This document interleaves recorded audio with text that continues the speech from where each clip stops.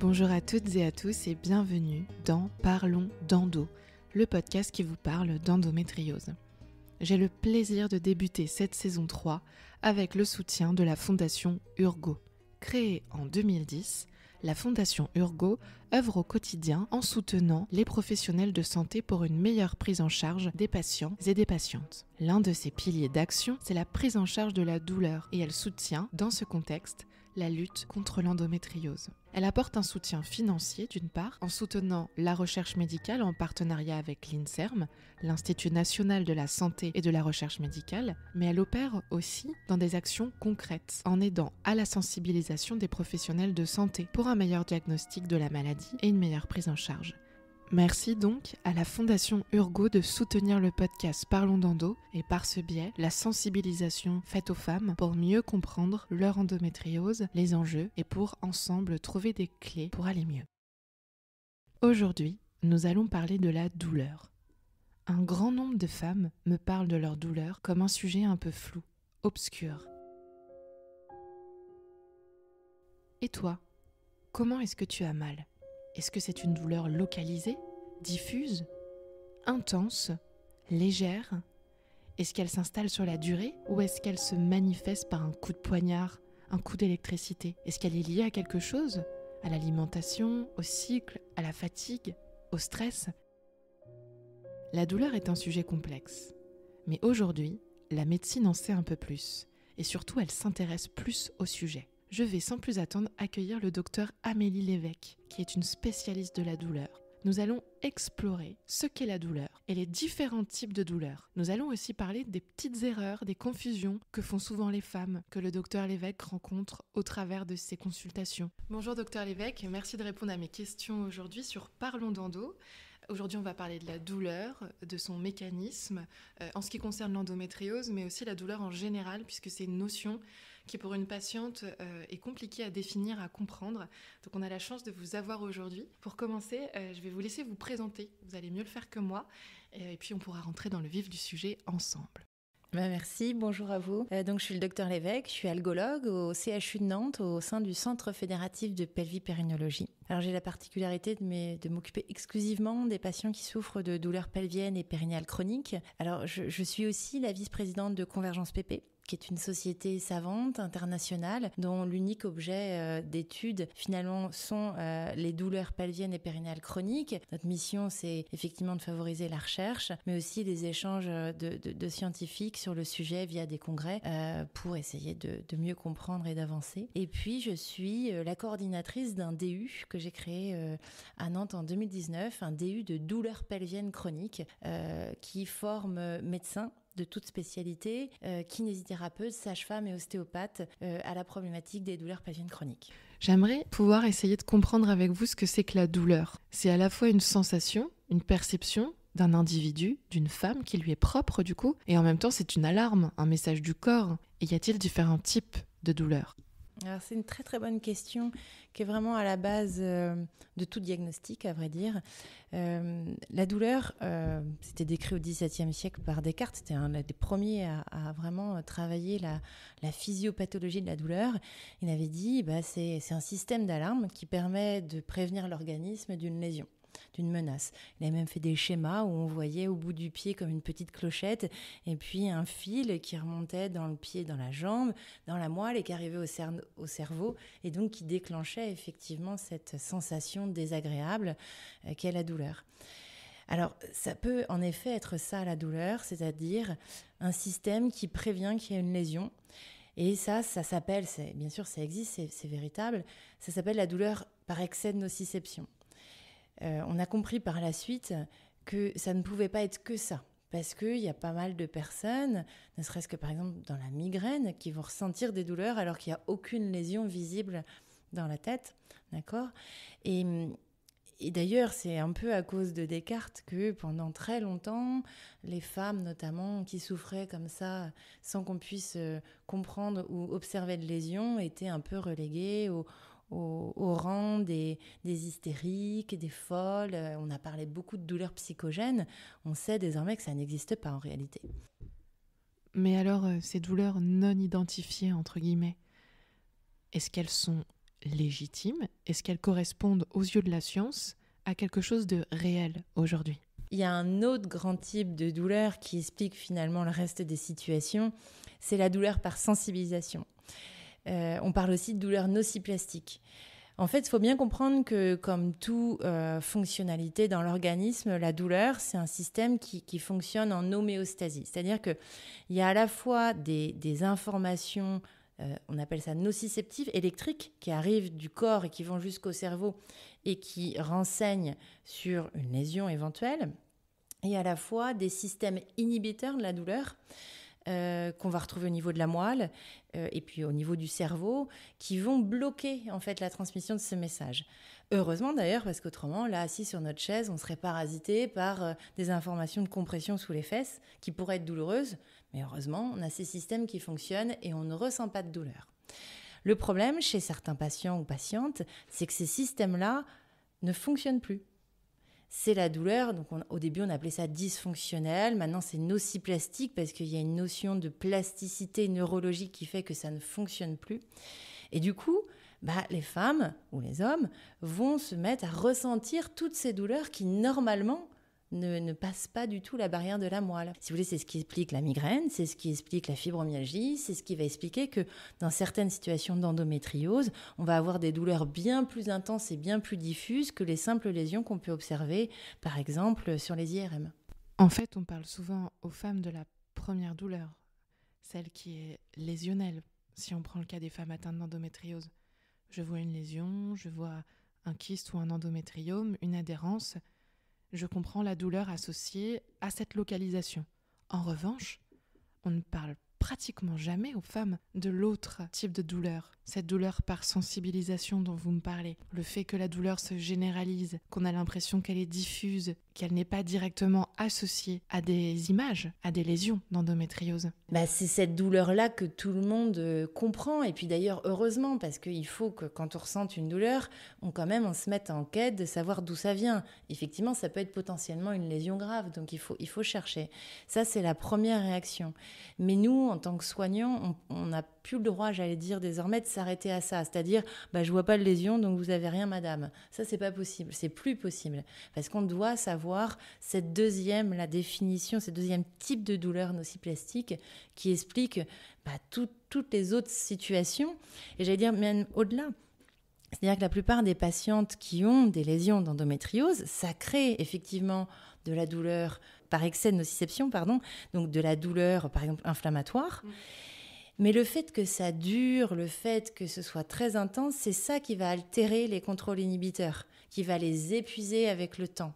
Et donc, il arrive un moment où il y a à la fois de la douleur par excès de nociception, il reste des lésions qui créent un petit peu d'inflammation, et il y a un ressenti énorme parce que il y a cette sensibilisation centrale qui s'est mise en place. Et on y vient. On peut en effet avoir plusieurs types de douleurs qui s'accumulent, qui se confondent. Et ça me semble logique. Une douleur lésionnelle, ou liée à un endométriome, en tout cas à quelque chose de physiologique, lié au développement de l'endométriose, et puis une augmentation de ce ressenti via la douleur par sensibilisation. C'est ce que je ressens vraiment dans mon corps et c'est ce que les femmes me décrivent. Des douleurs qui sont directement liées au corps. On sent comme un coup de poignard quand on touche une lésion dans les douleurs sexuelles par exemple, quand il y a des problèmes de constipation, sur les lésions digestives, sur les adhérences. Ça c'est physiologique, c'est très concret comme douleur.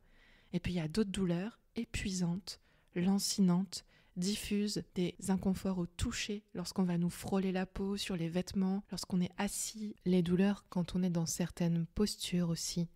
Des douleurs quand on dort, des douleurs musculaires un peu étranges, comme si certaines zones de notre corps étaient inconfortables, contractées, etc. En réalité, quand je me concentre sur mon corps et que j'essaie d'identifier mes zones d'inconfort, je perçois plein de nuances, plein de choses différentes. Et c'est aussi pour cette raison que je suis très heureuse de pouvoir échanger avec le docteur Amélie Lévesque. Ça peut être aussi des douleurs qui sont augmentées par cette douleur, par sensibilisation. Ça change ma perception de ma douleur et de ma situation physique, de mieux comprendre ça. J'ai été marquée tout à l'heure par les questions très précises que vous m'avez posées. Vous m'avez par exemple demandé où était précisément localisée ma douleur Qu'est-ce que ça me faisait comme sensation? Des coups, des brûlures? Est-ce que ma douleur survenait pendant la nuit ou le jour? Vous vous êtes intéressé à son chemin en dessinant sur mes jambes des chemins, le chemin des nerfs, le chemin des muscles. Ce type de questions, on ne me les avait jamais posées. Comment ça se passe une consultation avec un algologue?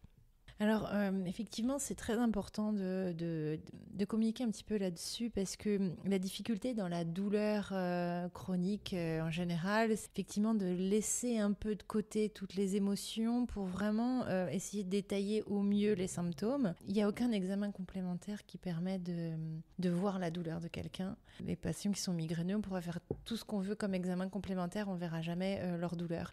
Mais avec ce qu'ils vont nous décrire de leur douleur, on peut réussir à comprendre d'où vient une douleur. La première question que je pose à toute patiente, c'est finalement où est-ce que vous avez mal ? Et ça paraît simple comme question et pourtant la réponse est souvent très complexe. C'est vraiment pas si facile que ça de dire exactement où on a mal, notamment lorsque ça se passe dans la sphère pelvienne et périnéale. Il y a beaucoup de patientes qui connaissent pas bien le vocabulaire de cette zone, entre l'anus, le rectum, la vulve, le vagin, le clitoris, l'urètre. Il y a beaucoup de confusion. Donc je me sers parfois de bassins de périnée en 3D, de schémas. J'utilise les mots pour décrire au mieux les choses et les patientes prennent ou prennent pas. Mais donc la localisation, c'est un des premiers points essentiels et parfois on va mettre 5 minutes avant de répondre à la question. Ça peut être très long parce que les femmes ont envie de me dire plein de choses très importantes et puis parfois elles vont arriver à me dire oui alors j'ai des douleurs d'endométriose comme si c'était quelque chose de très conventionné, très bien décrit, systématique. Et je leur dis oui, très bien, mais dites-moi où vous avez mal. Et elles me disent c'est des douleurs d'endométriose. Enfin bon, j'ai des douleurs pendant les règles. Je dis oui, mais où? Où est-ce que vous avez mal? Parce que en fait, la localisation, elle peut changer du tout au tout d'une patiente à une autre. Et notamment dans les douleurs périnéales et les douleurs, vous parliez proctologiques, eh bien, il peut y avoir, en fonction de la localisation exacte, des diagnostics différents. On peut avoir des douleurs de l'anus, on peut avoir des douleurs de la marge anale, et puis on peut avoir des douleurs du rectum, mais on peut aussi avoir des douleurs du coccyx qui donnent l'impression d'avoir des douleurs de cette zone-là, ou des douleurs des muscles autour de l'anus qui donnent l'impression d'avoir des douleurs proctologiques. La localisation, c'est la première étape. Mais après, il y a la description des douleurs. Comment avez-vous mal ? Est-ce que ça pique, ça serre, ça brûle, ça gratte? Qu'est-ce que ça fait? Donc ça aussi, c'est des questions qui sont souvent un peu difficiles. La plupart du temps, ça reste un petit peu évasif. Mais pour certaines patientes, il y a des signes, des façons de décrire les douleurs qui vont nous amener à porter un diagnostic bien précis. Par exemple, quand on a des sensations de corps étranger dans l'anus, comme si on avait une balle dans l'anus ou quelque chose qui pique dans le vagin, eh bien ça nous amène vers une compréhension de la douleur qui est plutôt neuropathique. Ça, on sait que c'est quand un nerf en lui-même est abîmé, eh bien il va transmettre une information qui est erronée. On peut avoir, après la description des douleurs, vraiment intérêt à savoir ce qui va créer, aggraver les douleurs ou les soulager. Ça nous aiguille aussi. Et puis, il y a les questions de la temporalité. Est-ce que ça vous fait mal tous les jours ? Est-ce que c'est que quelques jours par mois? Est-ce que ça vous fait mal la nuit? Est-ce que ça vous réveille la nuit? Ça, c'est essentiel. Toute douleur qui réveille la nuit, il faut absolument aller chercher une cause lésionnelle tissulaire. C'est vraiment important. Et en fait, avec toute cette enquête, j'allais dire, presque policière sur la douleur, eh bien, on arrive à déterminer la cause des douleurs. Et très souvent, ça arrive, en tout cas dans les douleurs proctologiques qui sont soi-disant liées à l'endométriose, que je finisse par dire, peut-être que vous avez de l'endométriose, certes, mais là, les douleurs que vous me décrivez, c'est clairement un problème de névralgie pudendale, par exemple. Vous voyez, quelque chose qui n'a rien à voir. Mais la plupart des douleurs, voire toutes les douleurs chez la femme, vont être majorées en péri-menstruel. Parce que c'est le jeu hormonal qui fait, les œstrogènes nous rendent plus sensibles à la douleur que les hommes. Et donc, dans ces périodes-là de variation hormonale importante, au moment de l'ovulation, au moment des règles, toutes les femmes, si elles ont des douleurs, vont avoir plus mal dans ces moments-là. Donc, vous voyez bien que ça fausse un peu les pistes. Les douleurs sont majorées pendant les règles. C'est le jeu hormonal. Je me permets de répéter cette phrase que vient de nous citer le docteur Lévesque. C'est vrai que j'ai d'une certaine manière l'impression qu'aujourd'hui, pendant mes règles et pendant mon ovulation, j'ai une sorte d'hypersensibilité à la douleur. Et ça, j'imagine que ça doit être quelque chose à prendre en compte dans la relation médecin-patiente Quand on a une patiente hypersensibilisée et puis finalement hypersensible, émotionnellement très à fleur de peau, c'est le cas de le dire, le rôle du médecin il est important dans cet accueil de la parole, dans la manière d'essayer de détendre, j'imagine, la patiente pour qu'elle peut-être prenne un peu de distance par rapport à sa situation, à ses douleurs, surtout sa situation émotionnelle et qu'elle arrive avec vous à enquêter sur cette douleur pour que vous puissiez l'aider au mieux. Ah bah vous avez complètement raison. Et c'est pour ça que il faut que j'arrive, moi, alors c'est pas toujours nécessaire, mais souvent c'est nécessaire à mettre la patiente dans une condition psychologique et émotionnelle qui soit aidante pour cette enquête-là, parce qu'on voit bien que si on est parasité par de la colère, de la tristesse, de la peur, de l'anxiété, eh bien on n'arrive pas bien à répondre à ces questions.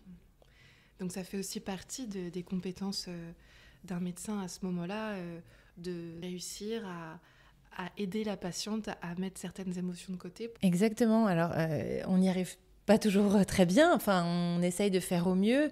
Nous aussi on a des émotions qui nous sont propres et c'est vrai qu'il y a des jours où on est meilleur que d'autres, mais ça fait vraiment partie du job que de se mettre dans une adéquation émotionnelle avec le patient, mais en l'amenant plutôt vers un régime neutre que nous en allant vers son régime plutôt en général tendu, mais ouais. Ça fait partie du job, mais c'est pas ce qu'il y a de plus simple. J'ai l'impression que beaucoup de patientes, dont je fais partie, font des confusions. Parfois, j'appelle ma douleur fantôme, ou douleur diffuse, ou douleur neuropathique. Mais en vous écoutant, j'ai plus l'impression que c'est une douleur par sensibilisation, que je suis hypersensible en fait à la douleur. Est-ce que vous pourriez nous parler un peu de ces douleurs neuropathiques qui font partie intégrante de la vie de certaines femmes, mais en fait pas toutes et qui sont plutôt rares en ce qui concerne l'endométriose, si je comprends bien? Oui, et c'est très bien d'en parler parce que je pense qu'il y a beaucoup de confusion autour de ces termes qui sont parfois réutilisés à mauvais escient. Les douleurs fantômes, clairement, c'est des douleurs ressenties d'un membre amputé. Donc c'est quasiment hors sujet dans le cas de l'endométriose. Alors il y aurait éventuellement des douleurs quand il y a une hystérectomie ou une ovarectomie et que les femmes continuent de ressentir des contractions de l'utérus. Là oui, ce serait approprié de parler de douleurs fantômes, mais c'est uniquement dans ce cas-là. On parle aussi, les patients parlent aussi souvent de douleurs neuropathiques et là encore, je crois, la plupart du temps qu'il y a une erreur. La douleur neuropathique, c'est une douleur qui est ressentie lorsqu'il y a une lésion d'un nerf. Alors quand on parle d'un nerf, on parle des nerfs que l'on connaît, le nerf sciatique, le nerf crural, le nerf radial pour le membre supérieur, il y en a plein, mais on parle d'un trajet particulier. Et la spécificité des douleurs neuropathiques, c'est qu'elles sont le long de ce trajet de ce nerf. D'accord ? Vous savez bien que la douleur qui part de la fesse, qui longe la cuisse derrière, qui part sur le bord du mollet, qui finit dans les orteils, c'est la sciatique. C'est le nerf sciatique. Bien sûr, si vous me décrivez les mêmes types de douleurs au niveau du ventre, je vais vous dire, c'est pas une sciatique. Vous voyez ? Pour autant, ça pourrait être des douleurs neuropathiques, mais il faut que ça soit dans un territoire nerveux. Et puis alors, c'est une description de la douleur très particulière. C'est des douleurs qui brûlent, qui picotent, qui fourmillent, qui sont associées à des engourdissements. Ça peut être parfois du froid douloureux. Et puis, quand on touche la peau de la zone qui est douloureuse, eh bien, ça fait ce qu'on appelle une allodynie, c'est-à-dire que le toucher devient douloureux. Et ça, c'est très caractéristique de la douleur neuropathique, et on ne trouve pas ça forcément dans les douleurs de l'endométriose. On va en reparler, mais je pense que la plupart du temps, il y a un mélange avec la douleur par sensibilisation. Cette douleur, effectivement, qui n'existe que parce qu'il n'y a plus de frein à la perception de la douleur. D'accord, comme quelqu'un qui finirait à force d'avoir des coups durs dans la vie à ne plus supporter le quotidien et être dépressif. Vous voyez, la sensibilisation à la douleur, c'est une sorte de dépression dans le corps. Et je pense qu'il faut vraiment bien avoir conscience qu'il y a ces trois types de douleurs. Donc par excès de nociception, les douleurs neuropathiques qui sont très spécifiques, et puis les douleurs par sensibilisation. Dans l'endométriose, souvent, c'est de la douleur par excès de nociception, donc liée directement aux lésions, et de la douleur par sensibilisation associée. Parfois, mais c'est rare, on peut avoir des lésions d'endométriose sur les racines sacrées, sur le nerf sciatique. Je comprends et pas facile donc de trouver la cause. Et c'est bien pour ça que c'est intéressant d'être aidé par un spécialiste. Pour poursuivre notre échange, j'aimerais maintenant vous interroger sur la prise en charge de cette douleur. Parce que finalement, les femmes qui nous écoutent aujourd'hui recherchent des clés et des solutions concrètes. Est-ce que c'est mieux de prendre la douleur le plus vite possible en main, de traiter le plus rapidement possible la douleur? Est-ce qu'il y a des conséquences à la laisser s'installer? Qu'est-ce que vous recommandez là-dessus et qu'est-ce que vous en pensez? Déjà, on dit que la seule douleur qui est supportable, c'est celle des autres. Et c'est vrai qu'une patiente, quand elle a mal, évidemment, on a envie de traiter le plus rapidement possible quand on le peut. Alors après, ça, c'est un premier point, évidemment, en termes de qualité de vie. On a tous envie de ne pas avoir mal, hein, ça c'est clair. Après, il y a une deuxième raison, c'est qu'effectivement, les études ont montré que dans l'immense majorité des cas, la sensibilisation à la douleur, donc cette sorte d'altération, hein, je rappelle, de la perception à la douleur, eh bien, elle s'installe lorsqu'il y a une douleur intense, et non aiguë, hein, intense, qui va persister dans le temps. D'accord ? Et cette persistance dans le temps va venir entraîner des modifications, des connexions entre les neurones au niveau de la moelle et au niveau du cerveau, qui va déboucher sur l'hypersensibilité, le fait que tout va être ressenti de façon exagérée. Donc évidemment, plus on intervient tôt et plus on se donne de chances de ne pas développer de sensibilisation. Il y a quand même aussi probablement une prédisposition, alors pas génétique, probablement pas génétique, mais plus contextuelle.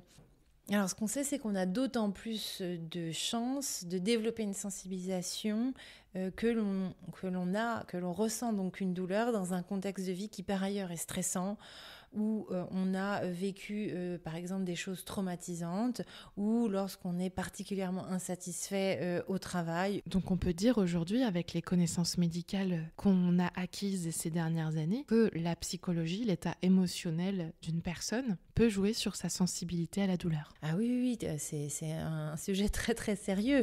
Et moi je m'accroche à ça beaucoup pour accompagner les patientes. D'abord, j'avais fait une petite étude dans mon service il y a 1 ou 2 ans à toutes mes patientes. J'ai à peu près 800 nouveaux patients par an. J'ai fait passer des questionnaires en salle d'attente sur leur niveau, les caractères dépressifs, le caractère anxieux, les éléments de stress post-traumatique et les pensées catastrophiques. Et bon, j'ai retrouvé des taux de dépression et d'anxiété qu'on connaît dans la douleur chronique. Mais là où j'ai été surprise, et en même temps ça correspondait bien à ce que je ressentais, j'ai trouvé pas loin de 40% de mes patientes qui ont des éléments de stress post-traumatique. C'est énorme. La population générale, pour vous donner une ordre d'idée, c'est 6 à 7%. Et effectivement, dans la fibromyalgie, donc les femmes qui ont des douleurs par sensibilisation centrale, donc extrêmement diffuse de l'ensemble du corps, c'est à peu près 35%. Et donc je suis allée creuser, voir s'il y avait des études qui avaient expliqué le pourquoi du comment. Basiquement, je me suis dit, d'accord, c'est parce qu'elles sont sensibilisées, elles sont en stress post-traumatique, donc elles sont plus vigilantes et donc elles ressentent plus la douleur. Apparemment, c'est pas aussi simple. Parce que j'ai plein de patientes sensibilisées qui ne sont pas traumatisées et des patientes qui sont traumatisées et qui ne sont pas sensibilisées. Mais par contre, il y a des chercheurs qui ont réussi à mettre en évidence qui avaient certainement au niveau du fonctionnement neurologique, de la sécrétion de certaines hormones, comme l'ocytocine par exemple, qui pourraient expliquer qu'on est prédisposé, qu'on va plus facilement faire un stress post-traumatique et plus facilement faire une sensibilisation centrale à la douleur. Donc ça, c'est des pistes évidemment de recherche qui sont passionnantes, mais c'est pas simplement, vous voyez qu'on est très loin de j'ai de l'endométriose, c'est normal, j'ai mal. Un immense merci au docteur Amélie Lévesque d'avoir répondu à mes questions sur la douleur et de nous avoir aidés à mieux comprendre son fonctionnement et aussi ses subtilités. La connaissance, l'information nous aide à explorer nos ressentis, à mieux les comprendre et à trouver des clés. Ça sera le sujet de l'épisode suivant. Nous allons poursuivre notre échange avec le docteur Amélie Lévesque et cette fois nous aborderons spécifiquement les douleurs d'endométriose. Quelles sont-elles ? Y en a-t-il plusieurs types ? Et notamment les dyspareunies. Et puis ensuite nous parlerons des clés qui peuvent aider à apaiser cette sensibilisation à la douleur. J'en profite également pour remercier la Fondation Urgo qui soutient les épisodes du podcast et cette saison 3. On se retrouve dans l'épisode suivant pour poursuivre notre échange et d'ici là, passez une belle journée ou une belle nuit et n'oubliez pas, parlons d'endo, un peu n'importe comment, à l'image de la maladie, mais parlons d'endo. Cet épisode est sorti à l'occasion du Podcaston. Le Podcaston, c'est un événement caritatif qui regroupe cette année plus de 450 podcasts francophones. Tous ces podcasts, à l'occasion d'un épisode, vont avoir l'opportunité de parler d'une association, d'une fondation, comme dans Parlons d'endo, qui œuvre pour rendre le monde meilleur. J'ai choisi la fondation Urgo qui soutient le podcast et qui agit chaque jour pour pouvoir aider à mieux former les médecins, le personnel soignant et pour améliorer, de ce fait, la prise en charge des patientes. Merci au Podcaston d'avoir organisé cet événement du 25 au 31 mars et merci à tous les podcasts qui ont parlé d'une association, qui vont parler d'une association pour mettre en avant la solidarité, l'altruisme et les initiatives qui changent le monde. N'hésitez pas à vous rendre sur leur site podcaston.org pour dénicher, écouter un podcast qui vous inspire, découvrir des initiatives et pourquoi pas faire un don à une association.